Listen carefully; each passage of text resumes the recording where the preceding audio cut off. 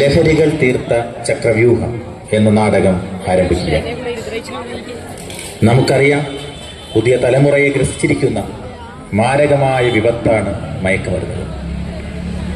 ഒരിക്കൽ ലഹരിയുടെ ചക്രവ്യൂഹത്തിലകപ്പെട്ട ഒരു വ്യക്തിക്ക് സാധാരണ ജീവിതത്തിലേക്കുള്ള തിരിച്ചുവരവ് ഏറെക്കുറെ അസാധ്യമാണെന്ന സന്ദേശമാണ് ഞങ്ങൾ ഈ നാടകത്തിലൂടെ നൽകുന്നത്.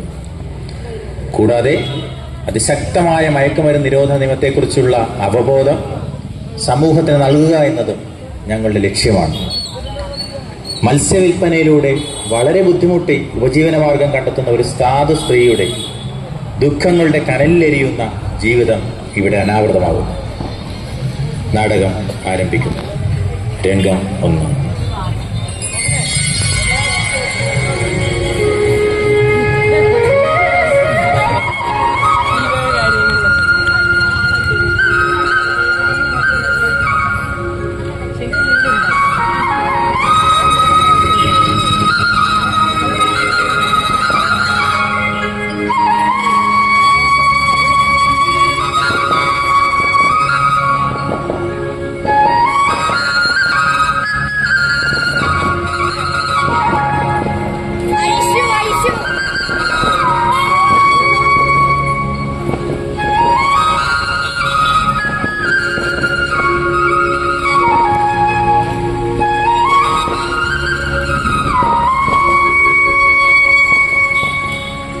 അമ്മേ, കഴിഞ്ഞില്ലേ? കഴിഞ്ഞടാ. ഇന്ന് നിന്റെ പിറന്നാളല്ലേ? കുഞ്ഞിനമ്മന്ന് മീൻപടുത്ത് വന്നിടാൻ കേട്ടാ. കൊള്ളാം. അപ്പൊ കേക്കില്ലേ? അച്ഛന്റെ കാശ് കൊടുത്ത് വിട്ടിട്ടുണ്ട്. എന്താകുന്നു വരുമ്പോ അറിയാം. ബെസ്റ്റ്. നല്ല ആളുടെ കയ്യിലാ കാശ് കൊടുത്ത് വിട്ടേക്കുന്നത്. ആ കാശിന് എന്റെ കേക്ക് മേടിക്കുവോ അതോ കള്ളു മേടിക്കുവോ തമ്പുരാൻ അറിയാം. ഞാനേതായാലും എന്റെ പ്രോജക്റ്റ് ചെയ്ത് തീർക്കട്ടെ. നീ ഇങ്ങനെ അളക്കുവാണോ? നീ ഇന്നലൊരു കണക്കം വെച്ചോണ്ടിരിപ്പുണ്ടായിരുന്നല്ല, അത് ചെയ്താ? നീ കണക്കാ? അത് ഞാൻ ചെയ്തില്ലെന്നാണ് തോന്നുന്നത്. അപ്പൊ നീ ഇതുവരെ ചെയ്തില്ല അല്ലേടി?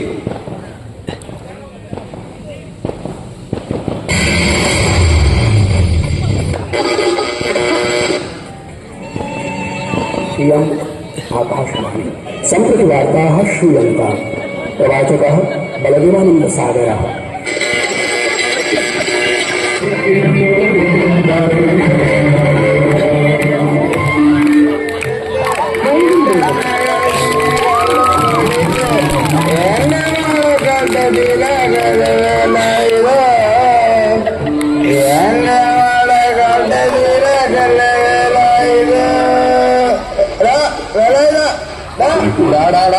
എന്താടാ പിടിപോടാ.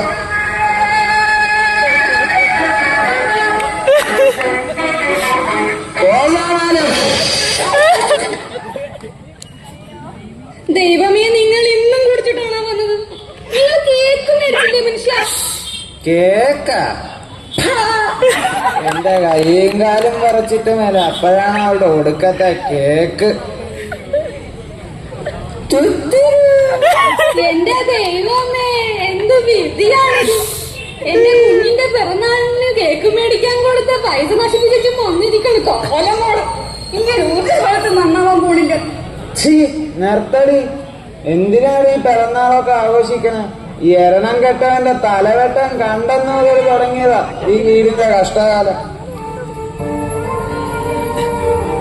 പോട്ടേടാ കുഞ്ഞ്, നീ വിഷമിക്കണ്ടടാ.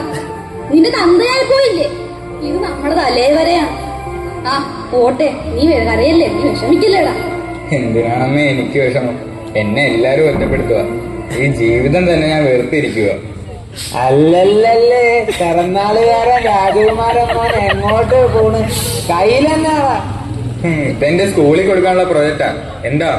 എന്താണെന്നാ ഇപ്പൊ കാണിച്ചു തരാളാ നിന്റെ ഒരു പ്രോഡക്റ്റ്. അയ്യോ അയ്യോ അമ്മ, ഇത് കണ്ട എന്റെ പ്രോജക്റ്റ് കീറുന്നു. അയ്യോ മനുഷ്യ,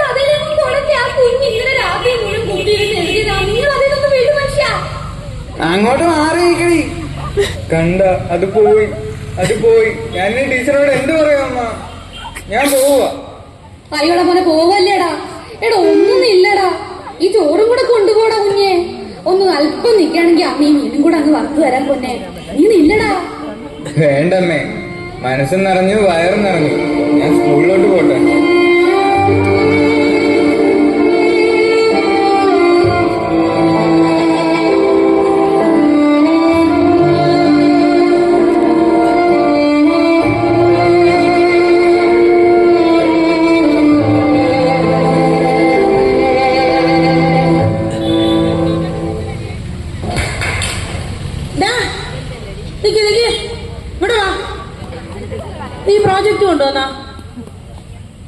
ഇല്ല ടീച്ചർ, ഞാനത് എടുക്കാൻ മറന്നുപോയി. നാളെ കൊണ്ടുവരാം. വേണ്ടടാ, നീ വെക്കത്തില്ലെന്ന് എനിക്ക് അറിയാമായിരുന്നു. നീ ഒരു കാലത്തും ഗുണം പിടിക്കില്ലടാ. ഉഴപ്പാനും തിന്നാനും മാത്രം സ്കൂളിലോട്ട് വന്നോളൂ. ഞങ്ങൾക്ക് പണിയുണ്ടാക്കാൻ നിൽക്കാതെ വല്ല കൂലിപ്പണിക്ക് പോടാ. നാടിനും വീടിനും ഭാരമായിട്ട് ഓരോന്ന് ജനിച്ചോളൂ. പോടാ, പോയി നശിക്കടാ. ടീച്ചർ നല്ല ടെൻഷനിലാണല്ലോ. നമ്മുടെ ആ കുട്ടിയുടെ കാര്യം ഓർത്തിട്ടായിരിക്കും അല്ലേ? ഞാൻ ടീച്ചറിൻ്റെ ഒരു കാര്യം സൂചിപ്പിക്കണമെന്ന് ഇന്നലെ ഓർത്തില്ല. ടീച്ചർ ഒരു ഉപദേശമായിട്ടത് കരുതരുത്. നമ്മൾ ഈ 17 വയസ്സുകാരായ കുട്ടികളെ കൈകാര്യം ചെയ്യുമ്പോഴത്തേക്ക് ഒന്നുകൂടി നമ്മൾ ശ്രദ്ധിക്കണം. കാര്യം ഇവരുടെ ഈ ഒരു പ്രായത്തിൻ്റെ പ്രത്യേകതയായിരിക്കും. അവരുടെ ഒരു ആത്മാഭിമാനത്തെ അതൊക്കെ വ്രണപ്പെടുത്തിയാൽ ചിലപ്പോൾ ഇവർ വീട്ടിൽ നിന്നുള്ള സമ്മർദ്ദം കൂടി താങ്ങാൻ സാധിക്കാതെ വരുമ്പോഴത്തേക്ക് ചിലപ്പോൾ ഇവർ ഈ മദ്യത്തിൻ്റെയും മയക്കുമരുന്നിൻ്റെയും ലോകത്തേക്ക് പോകാനായിട്ടുള്ള സാധ്യതയുണ്ട്. അപ്പോൾ കുട്ടികളോട് ടീച്ചറൊന്ന് സംസാരിക്കുമ്പോൾ കുറച്ചുകൂടി നമുക്കതൊരു നമ്മുടെ വിഷമം കൊണ്ടാണെന്നറിയാം, എങ്കിൽ കൂടി നമ്മൾ സംസാരിക്കുമ്പോൾ ടീച്ചർ ഒന്നുകൂടി ഒന്ന് ശ്രദ്ധിക്കണം കേട്ടോ. സോറി സർ, ഞാൻ അങ്ങനെ ഒന്നും ചിന്തിച്ചുകൊണ്ടല്ല പറഞ്ഞത്. അപ്പോഴത്തെ ഒരു ദേഷ്യത്തിന് പറഞ്ഞു പോയതാണ്. ഇറ്റ്സ് ഓക്കെ ടീച്ചർ, ഇനി ഒന്ന് ശ്രദ്ധിച്ചാൽ മതി.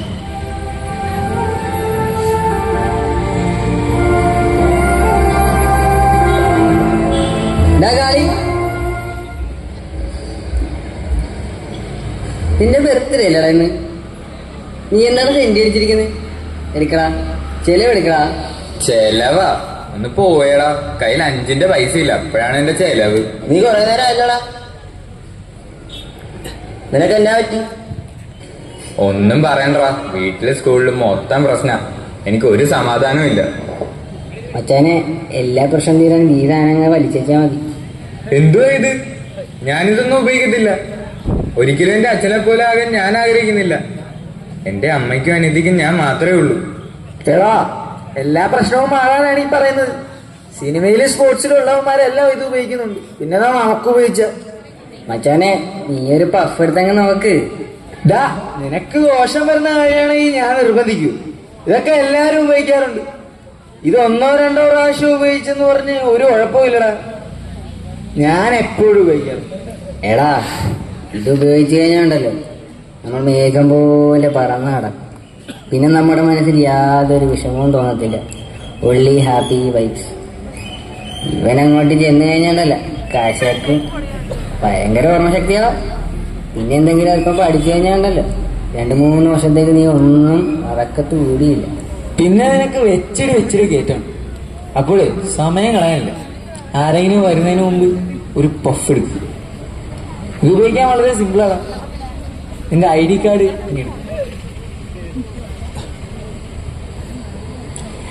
അതിന്റെ പുറത്തിട്ട് ഈ സ്റ്റഫ് ഇങ്ങനെ വിതറും.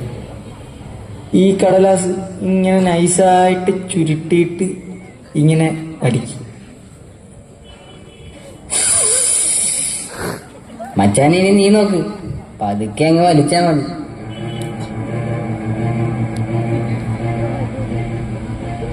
ഇപ്പോഴെങ്ങനെ ഉണ്ടാ?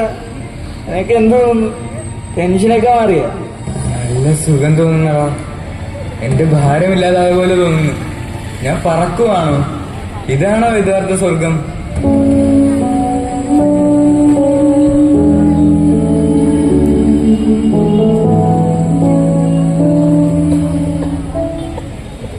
മയക്കുമരുന്നുകളുടെ ലോകത്തേക്ക് പിച്ചവെച്ച് തുടങ്ങിയ കാളിദാസ് എന്ന കാളി ഇന്ന് പൂർണ്ണമായും മയക്കുമരുന്നിന് അടിമപ്പെട്ടു കഴിഞ്ഞു. ലഹരിയുടെ കരാളകസ്തങ്ങളിൽ അകപ്പെട്ട അവന് സ്വന്തം അമ്മയെയും പെങ്ങളെയും വരെ തിരിച്ചറിയാൻ സാധിക്കാത്ത അവസ്ഥ വരുന്നു. 3 മാസങ്ങൾക്ക് ശേഷം ഒരു ദിവസം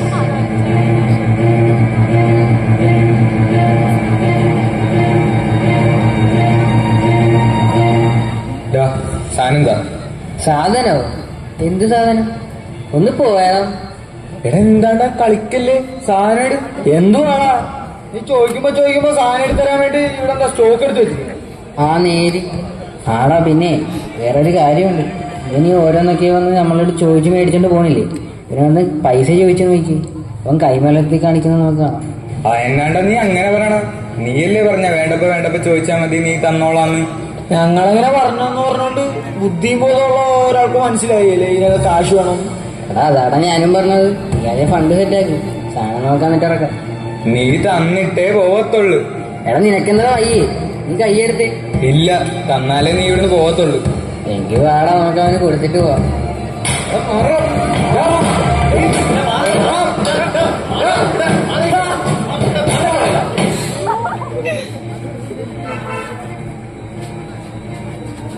നടക്കണ അങ്ങോട്ട്. അവനൊക്കെ അടി പിടിക്കാനല്ലേ വള്ളിക്കൂടത്തിൽ വരണത്. കാളിദാസ്, നിനക്ക് എന്താണ് പറ്റിയത്? നീ എന്തൊക്കെയാണ് ഈ പെരുപെറുക്കണത്? അവന്മാര് തരത്തിലെന്നാണ് പറഞ്ഞത്. എനിക്കത് കിട്ടിയാലേ പറ്റത്തുള്ളൂ. അവന്മാര് കാശ് കൊടുത്താലേ തരത്തിലെന്നാ പറയണം. എനിക്ക് കാശ് വേണം, അല്ലെങ്കിൽ ഞാൻ ചത്തുപോകും. ചത്തുപോകും? നീ എന്നക്കാണ് ഈ പറയണത്? എന്ത് സാധനം വേണമെന്നാ പറയണത്? നീ എന്നായി പറഞ്ഞു പോകുന്നത്? സാറിന്റെ കാണുമോ? അല്ലേ വേണ്ട, സാറിന്റെ പൈസ ഉണ്ടോ? അവര് പൈസ കൊടുത്താൽ തരുമല്ലോ. ആ ശരി ശരി, ഞാൻ തരാം. നീ ഇപ്പം വീട്ടിലേക്ക് പോകും കേട്ടാ. ഞാൻ വീട്ടിൽ കൊണ്ടുവന്ന് തരാം കേട്ടാ. ആ ഉറപ്പാണോ? സാറ് വീട്ടിൽ കൊണ്ടുവന്ന് തരുമല്ലോ, ഇല്ലെങ്കിൽ ഞാൻ ചത്തുപോകും. ആ ശരി ശരി, നീ ചെല്ല്, ഞാൻ വന്നോളാം. സാറേ, ആ ചെറുക്കൻ കാളിദാസ് പോയാ വീട്ടിലോട്ട്. എന്റെ പൊന്നോ, ഇതുപോലെ തലതെറിച്ച പിള്ളേര്. ഇവന്മാരൊക്കെ ഇതിനു വേണ്ടി മാത്രമാണെന്ന് തോന്നുന്നു സ്കൂളിലോട്ട് വരുന്നത്. ആ മറ്റവന്മാർക്ക് രണ്ടുപേർക്കിട്ട് ഞാൻ ശരിക്ക് കൊടുത്തു വിട്ടിട്ടുണ്ട്. അല്ല ടീച്ചർ, ഇതേ എപ്പോഴത്തെയും പോലെ അല്ല. ഇതൊരു ചെറിയ സാധാരണ പ്രശ്നമല്ല. നമ്മുടെ ഈ സ്കൂളിനെ മൊത്തത്തിൽ ഇത് ബാധിക്കുന്നതിന് മുമ്പ് ഞാൻ പോലീസിനെ വിളിക്കാം. അത് മാത്രമേ ഇനി പോംവഴിയുള്ളൂ.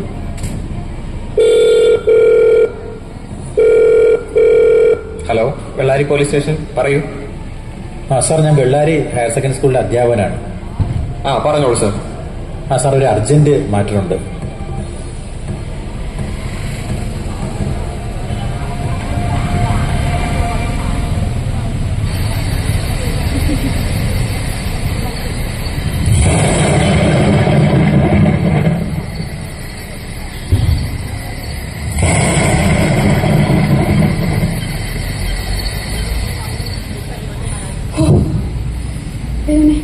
കൊച്ചിനെ ഇതുവരെ കണ്ടില്ലല്ലോ മനുഷ്യ.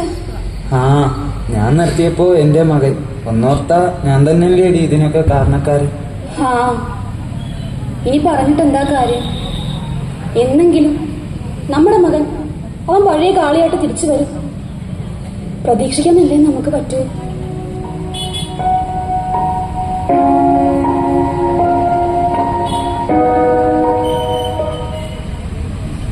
തള്ളേ, എനിക്ക് കുറച്ച് കാശ് വേണം. താ ഇങ്ങോട്ട്. കാശാ? നിനക്കെന്തിനാ ഇപ്പൊ കാശ്? അതൊന്നും നിങ്ങൾ അറിയണ്ട, എനിക്ക് കാശ് താ. കാശാ? എന്റെ മോനെ, ഇപ്പൊ എവിടുന്ന് അമ്മ കാശ് തരാ? അച്ഛന് മേലാണ്ടിരിക്കുകയാണെന്ന് നീ കാണുന്നതല്ലേ. അമ്മക്ക് പണിക്കൊന്നും പോവാൻ മേല. നെഞ്ചുവേദനയെ പഴയ പോലെയൊന്നും ആ ചട്ടിന്ന് കുറച്ച് പൊക്കാറൊന്നും മേല. നീ എല്ലാ ദിവസവും കാണുന്നതല്ലേ. ഇപ്പൊ പിന്നെ നിനക്ക് എന്തിനാ കാശ്? നിനക്ക് എന്തിനാ ഇപ്പൊ എന്റെ കാര്യം? എനിക്ക് കാശ് കിട്ടിയാലേ പറ്റൂ. അയ്യോടെ മകനെ പൊട്ടിക്കല്ലേടാ. ആകപ്പാട് പൊന്നായിട്ട് ഈ താലി മാത്രമേ വീട്ടിൽ ബാക്കിയുള്ളൂ. വേറെ എല്ലാം ചരടാണെന്ന് നിനക്ക് അറിയാലോ. അത് കൊണ്ടുപോകല്ലേടാ, പൊട്ടിക്കല്ലേ. അതെങ്കിൽ അത് ഒന്ന് പോതല്ലേ. അയ്യോ അയ്യോ, എന്റെ ദൈവമേ, എന്നെ കൊല്ലല്ലേ. അങ്ങോട്ട് മാറി നിൽക്കും മനുഷ്യ. അയ്യോ, അച്ഛാ.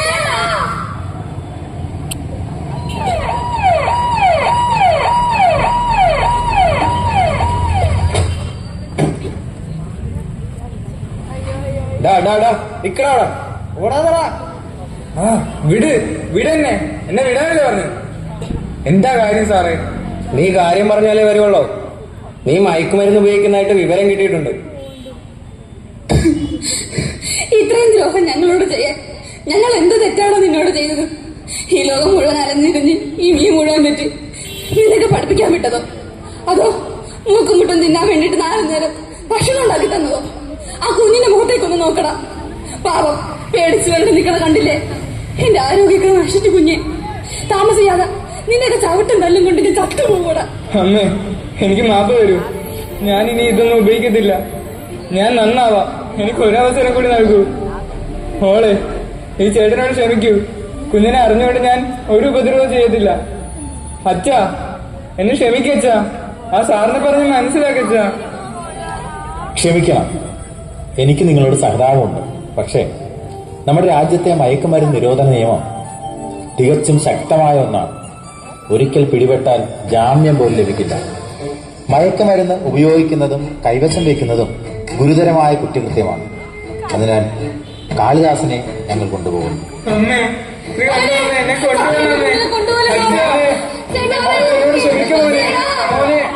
എന്നെ കൊണ്ടുപോലെന്ന് പറയാ, ഞാൻ ഇനി ഇതൊന്നും ഉപയോഗിക്കത്തില്ല. എന്റെ വാനൊന്നും ചെയ്യില്ല. ചേട്ടാ പോവല്ലേ? ഞങ്ങളുടെ പ്രതീക്ഷയല്ല ഇവിടെ തീർന്നല്ലോ കൃഷ്ണ. ലോകത്തൊരമ്മയ്ക്കും ഈ വിധി ഇനി വരാതിരിക്കട്ടെ. ലോകത്തൊരു വീടും ഇങ്ങനെ ആവാതിരിക്കട്ടെ.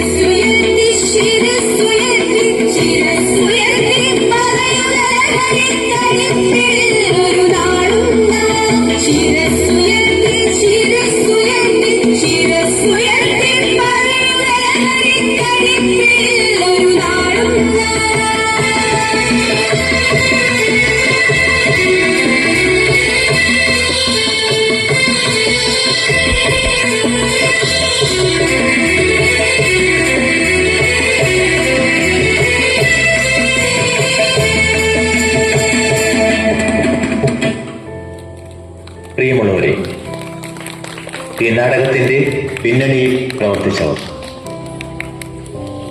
നാടകരചന, സംവിധാനം, സംഭാഷണം ഉണ്ണിമായ യുവാൻ, വീണ സാബു ആൻഡ് അക്ഷര ബിനു.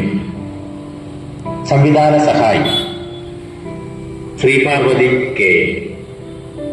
അഭിനേതാക്കൾ Adarsh A, Ananthakrishnan, Arundhati Devi, Pavan Krishna V, Vijay A, Sreejith P, Arun B S, Athul B S, Anupama P, Ameya K ഹാറ്റ്, അനുരാഗ് ടി ജെ. ശബ്ദം നൽകിയവർ വീണ സാബു, അനന്തകൃഷ്ണൻ, അരുൺ,